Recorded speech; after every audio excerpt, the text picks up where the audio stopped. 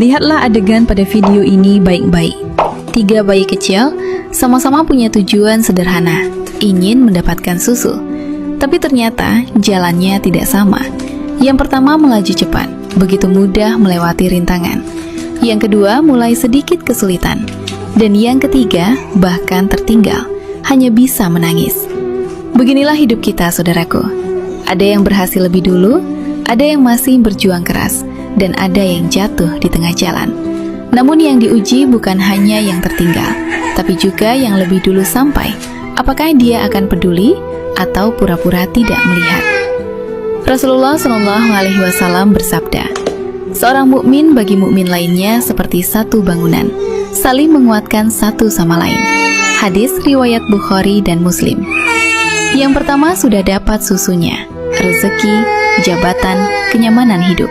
Tapi ketika melihat saudaranya kesulitan, ia berhenti, menoleh, lalu menolong. Inilah wujud iman yang sesungguhnya.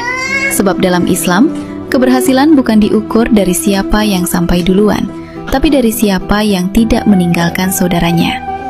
Ibnu Jauzi pernah menulis dalam kitab Saidul Khotir, sungguh, di antara bukti baiknya hati adalah ketika seseorang tidak tenang melihat orang lain kesulitan.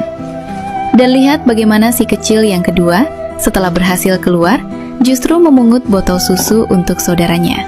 Ia tidak punya banyak tenaga, tapi punya empati. Itulah yang jarang kita miliki sekarang. Peduli pada yang sedang di bawah, bukan malah membandingkan diri.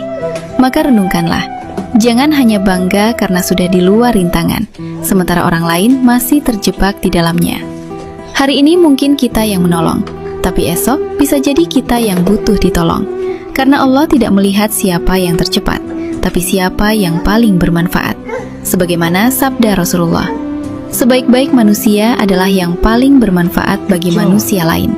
Hadis riwayat Ahmad. Wallahul musta'an. Good job.